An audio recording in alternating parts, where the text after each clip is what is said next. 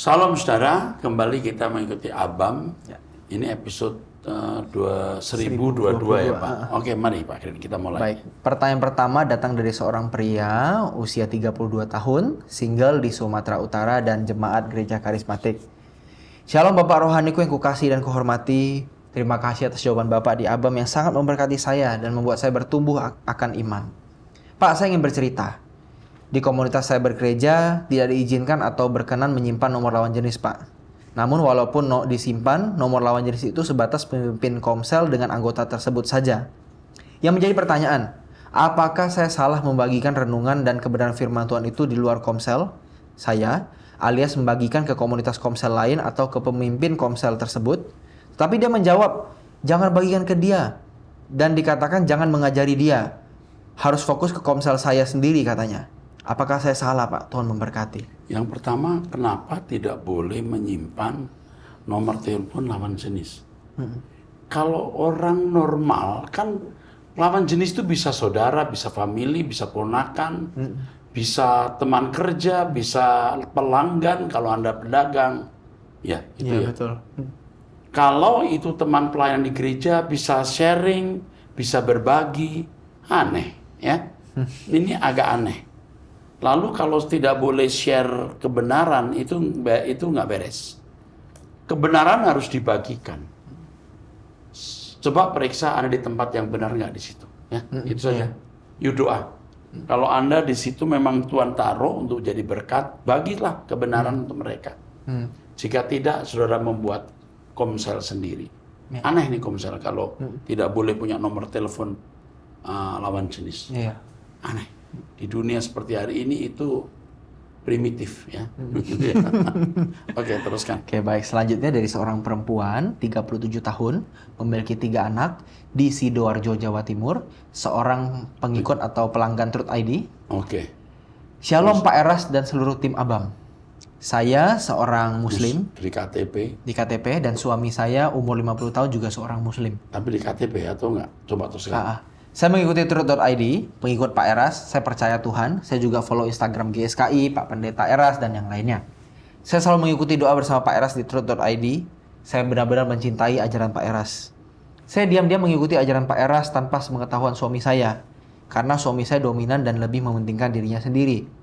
Dulu saat usia saya 22 tahun, diajak langsung menikah. Kami kenal hanya 3 bulan kemudian langsung menikah, dan tidak tahu karakternya lebih dalam. Dan ini menjadi kesalahan saya. Saat itu suami saya statusnya duda cerai. Kami beda usia 14 tahun. Saya sejak kecil tidak memiliki orang tua. Papa saya meninggal saat saya usia 7 tahun. Dan mama saya adalah orang yang tidak bertanggung jawab kepada saya. Saya dititipkan ke nenek dari mama saat saya SD sampai SMP. Dan ketika SMA, saya dititipkan ke nenek dari papa. Keluarga papa saya kaya raya, yang tinggal di Cirebon, Jawa Barat. Muslim. Seorang keluarga muslim juga.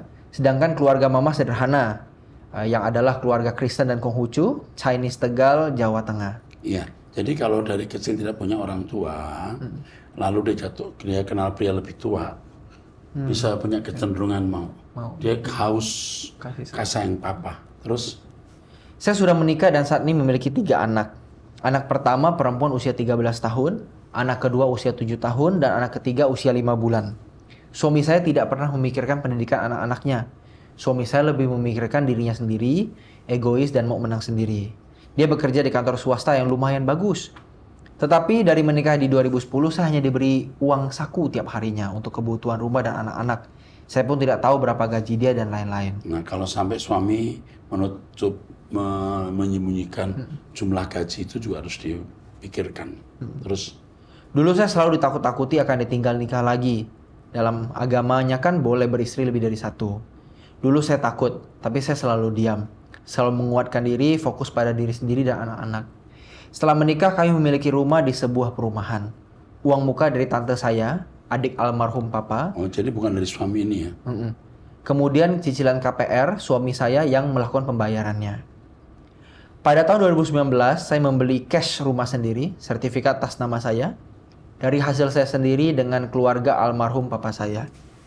Oh iya Pak Eras, keluarga papa saya itu juga tidak baik.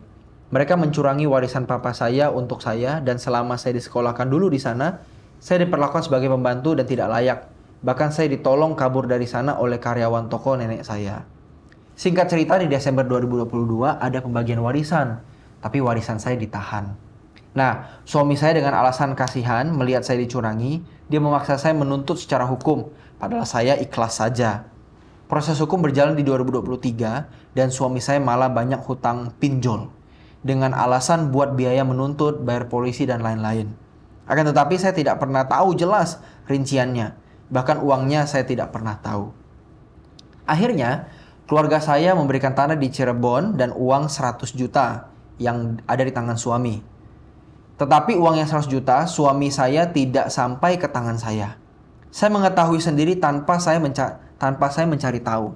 Pengacaranya adalah saudara suami saya. Bahkan tanah pun saya disuruh suami saya untuk memberikan surat kuasa jual kepada pengacaranya dan sudah diresmikan di notaris. Jadi saya tetap tidak dapat apa-apa, Pak. Saya diam selama ini dan tidak pernah curhat ke siapapun. Saya juga menyampaikan bahwa saya ingin membiayai anak-anak saya. Saat ini hutang pinjol suami saya menumpuk.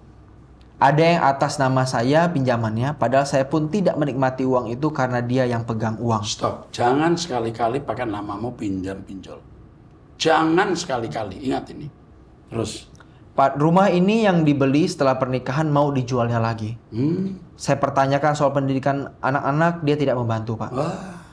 Anak saya yang perempuan pertama usia 13 tahun, belum sekolah lagi sejak 1 tahun belakangan ini. Anak saya seharusnya sudah SMP kelas 1, tapi sekarang hanya lulusan SD dari kejar paket A. Anak kedua saya yang SD mulai tercecer pembiayaan SPP-nya. Sedangkan suami saya benar-benar tidak memikirkannya. Yang dia pikirkan hanya menuntut warisan di keluarga papa saya. Suamimu menikah dengan kamu itu hanya karena satu, seks. Kamu muda, kamu juga punya wajah lumayan. Yang kedua, dia juga membidik kamu dengan uang karena kau punya keluarga yang masih bisa memberikan warisan dan lain-lain. Kamu salah menikah. Kepada peserta ABAM, saya ingatkan ya, ini Chinese ya, menikah dengan non-Chinese. Keluarga suami kaya ya padahal ya. Keluarganya dia. Enggak, keluarga suami juga orang kaya kalau salah. Iya. Suami kaya juga. Tapi dia malas mungkin atau apa. Oh iya. Jangan menikah dengan orang yang tidak seiman. Kamu terkutuk, terhukum. Ini lihat contohnya. Ya kan? Tapi ya sudah terlanjur. Oke? Sekarang ayo kita hadapi bersama. Ya. Sampai anaknya nggak bisa sekolah loh. Tadi itu fotonya ada, cantik anaknya. Gila itu bapak ya. Untuk apa uang nggak jelas, gaji berapa nggak jelas. Di balik itu apa yang dia lakukan. Tragis ya hidup ini. Salah memilih jodoh itu bahaya ya. Teruskan. Pak Eras, saya hanya ingin menutup uang-uang hutang-hutang yang atas nama saya dan menyekolahkan anak-anak saya. Saya masih memiliki rumah yang saya beli sendiri, walaupun sertifikatnya digadaikan suami saya di koperasi kantor dan lagi-lagi uangnya saya tidak terima. Tuh, kan jahat kan? Iya. Aduh, jahat suami ini. Kenapa kita sering ketemu suami jahat sampai kita emosian gitu? Terus Suami saya memang tidak pernah terbuka soal keuangan dan lain-lain. ada yang lain yang tidak terbuka kepada kamu, nak. Soal uang tidak terbuka, soal yang lain juga tidak terbuka. Entah itu untuk judi, minuman keras, atau wanita. Terus. Suami saya juga menyuruh saya berdoa secara muslim sebanyak 1 juta kali. Membaca ayat yang diberikan kalau tidak sebanyak 1 juta kali, maka Allah tidak mengabulkan. Dia saja orang muslim tapi tidak melakukan hukum muslim dengan baik. Kalau dia mau melakukan hukum muslim dengan baik, dia tidak akan jadi suami model begitu. Betul. Karena agama muslim tidak mengajarkan suami tidak bertanggung jawab macam ini. Ya. Terus. Menurut saya itu ngawur. Saya sudah tidak peduli terhadapnya. Karena fokus saya untuk masa depan saya dan anak-anak untuk menjadi lebih baik di jalan Tuhan. Apakah saya bisa mendapat bimbingan rohani dari Pak Eras? Pasti. Saya akan kirim orang untuk membimbing ibu. Apakah saya bisa mendapat pertolongan untuk anak-anak saya dan saya? Saya akan lihat nanti seberapa kami mampu menolong ibu. Karena saya tidak punya siapa-siapa lagi. Ya, kau masih punya Pak Eras dan tim Abam. Yang saya punya hanya 3 anak saya ini. Dan punya Tuhan Yesus yang Maha Kuasa, Elohim Yahweh yang Maha Kuat. Dan saya bertanggung jawab kepada anak-anak saya. Terima kasih Pak Pendeta Eras, Tuhan memberkati kita semua. Amin.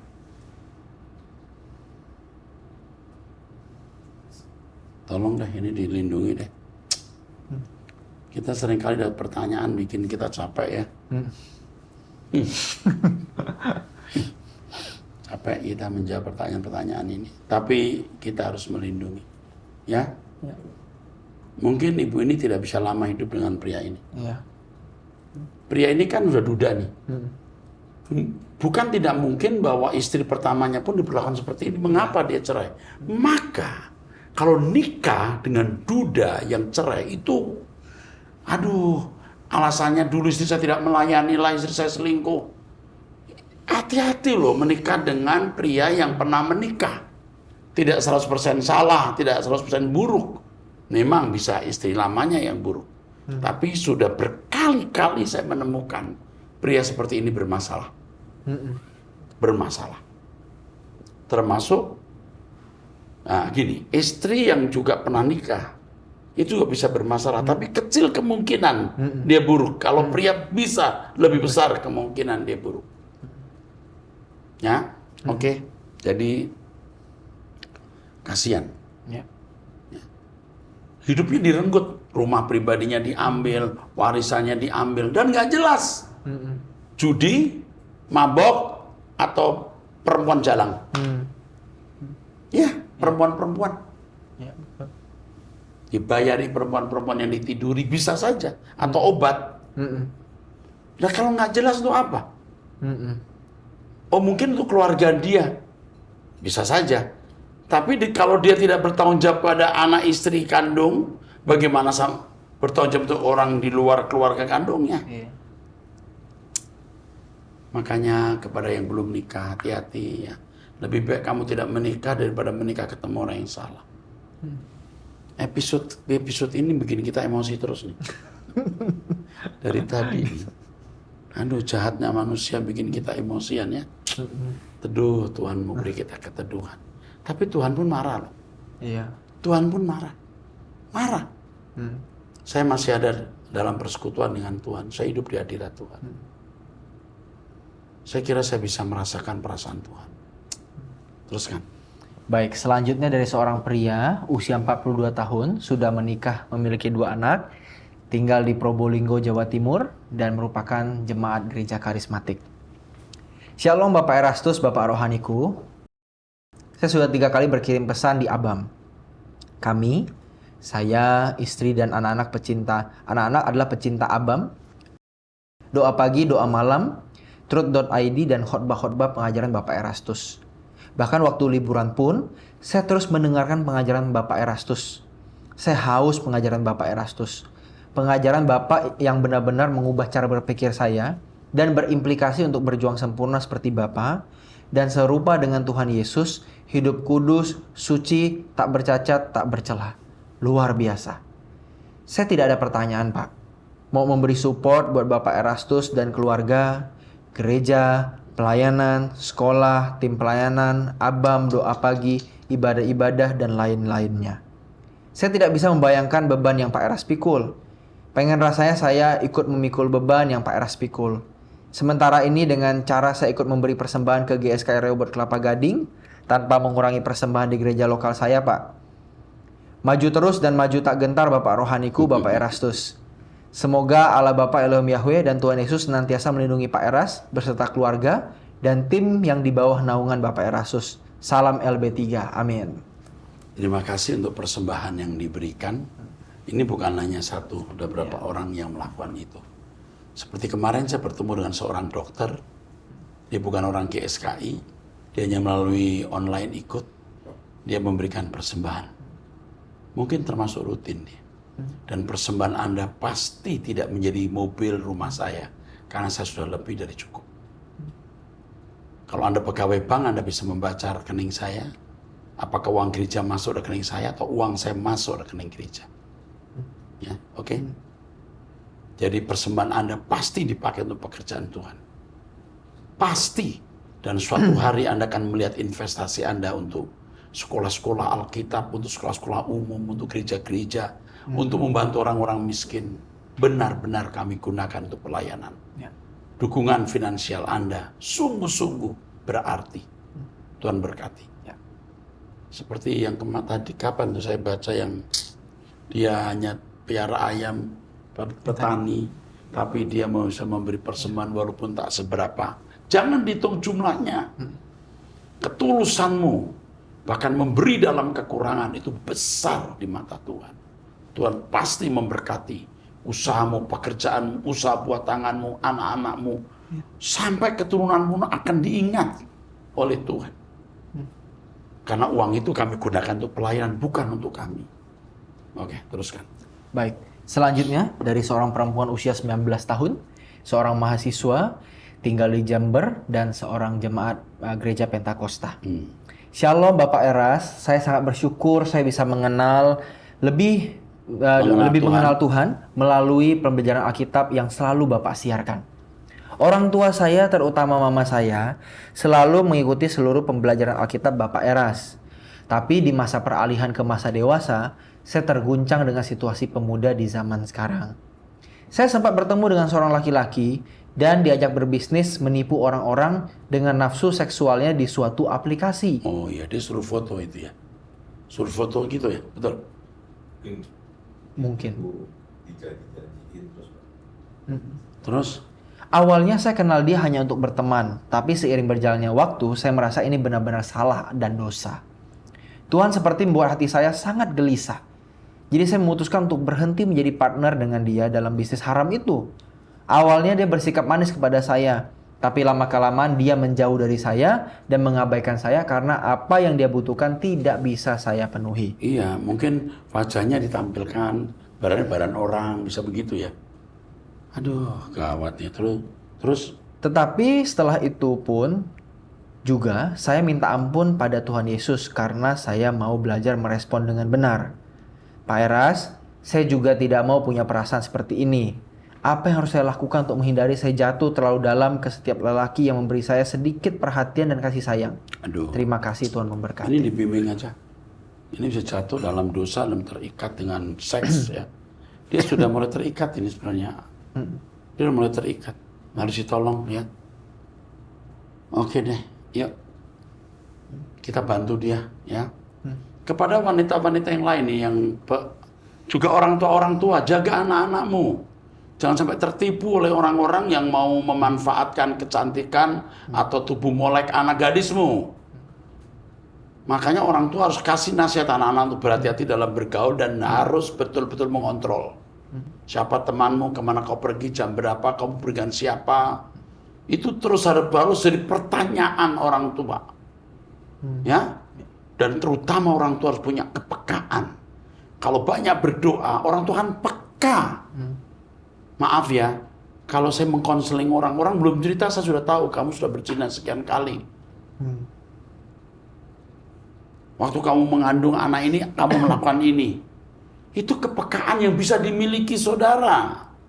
Doa pagi setiap jam 5 waktu Indonesia Barat bersama saya, Anda akan punya kepekaan. Anda akan merasa anak saya rasanya nggak beres deh.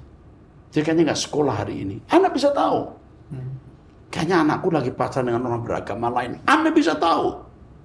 Dan itu mudah karena Roh Kudus akan pimpin. Ya, oke, teruskan. Baik, selanjutnya dari seorang perempuan usia 61 tahun, seorang janda cerai hidup, memiliki 2 anak, tinggal di Tangerang. Oh, ini soal pereksistensi Yesus nih. Iya, betul. Kita akan jawab di Menjawab Trinitas Ibu NWS ya. Ibu NWS, pertanyaan Ibu akan kami jawab di Menjawab Trinitas dan masalah doktrin. Oke, sekarang teruskan. Oke, baik, selanjutnya masih dari seorang perempuan usia 59 tahun, sudah menikah, memiliki 2 anak, tinggal di Malang, Jawa Timur. Shalom Pak Erastus dan tim Abam. Pak, di sini saya tidak bertanya, tetapi saya mau bersaksi. Betapa mahalnya pengajaran Bapak, sehingga banyak yang terberkati dan mengubah cara hidupnya seperti yang saya alami. Saya menikah dengan suami tahun 96. Awal-awal pernikahan, rumah tangga saya sangat bahagia. Walaupun kami saling berjauhan karena pekerjaan, sampai lahir anak yang kedua. Sebentar, suami seorang aparat ya. Dan ibu ini karyawan rumah sakit BUMN ya. Oke. secara keuangan terbuka mereka. Terus Ya. kan? Waktu berlalu dengan begitu cepat. Akhirnya kami hampir memasuki masa MPP atau masa purna pengabdian. Iya.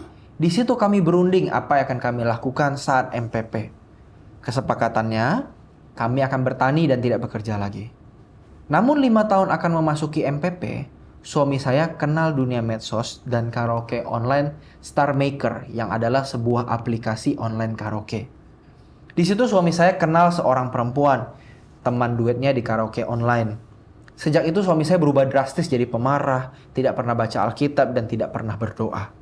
Saya coba ingatkan tapi dia tidak menerima, malah jadi keributan. Ya, ini bisa masuk ke masa adolesen kedua atau masa apa itu? Pubertas. Pubertas kedua.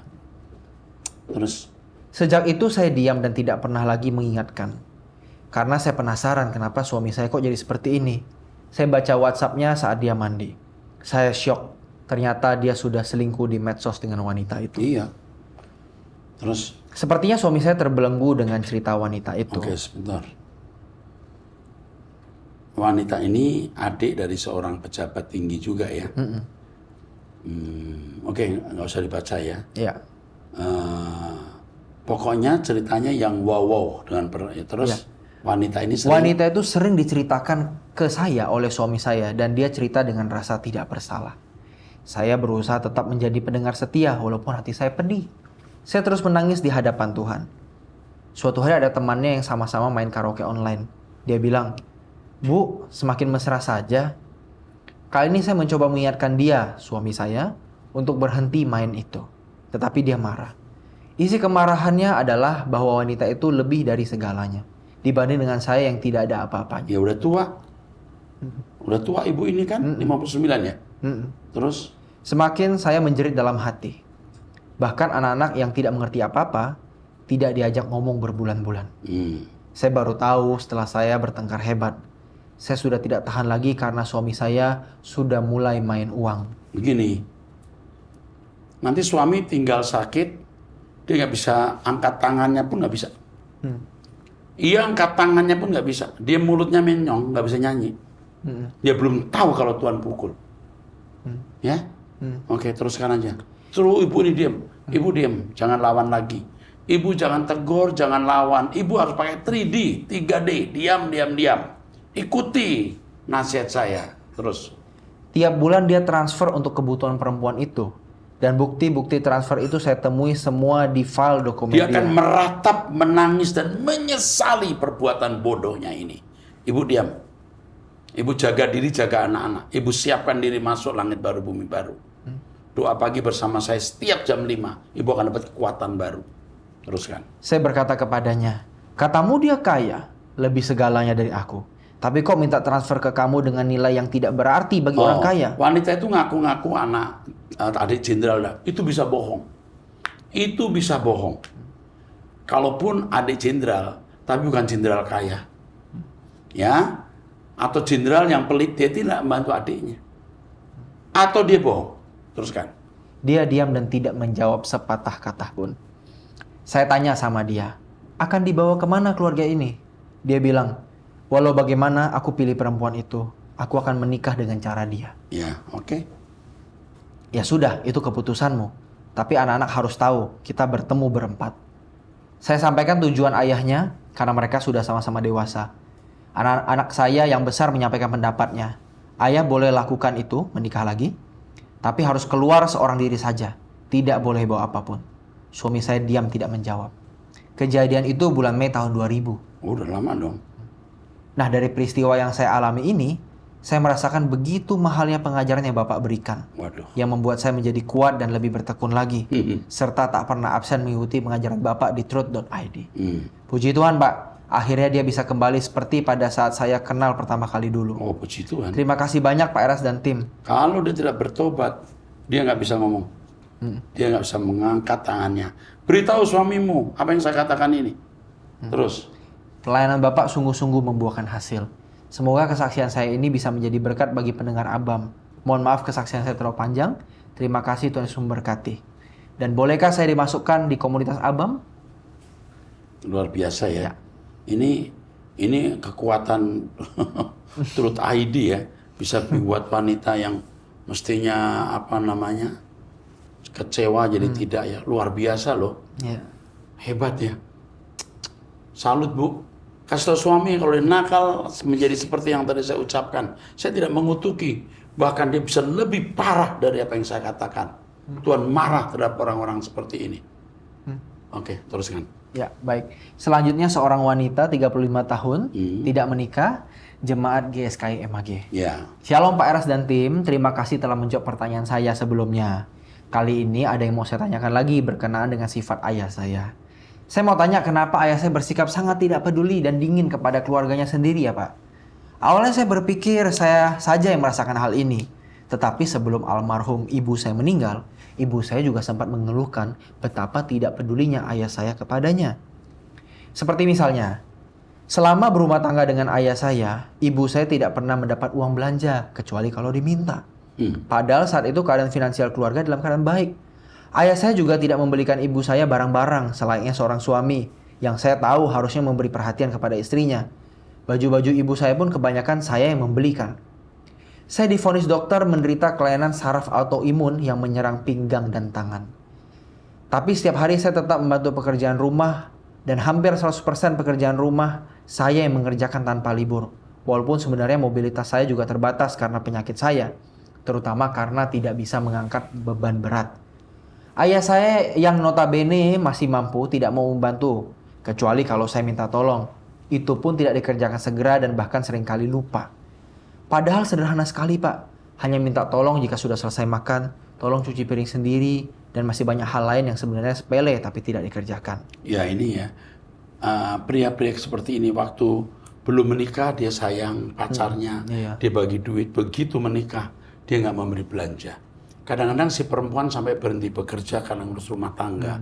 Dia pernah kuliah, ijazahnya jadi sia-sia, keahliannya jadi sia-sia, tapi suami tidak memberi uang belanja.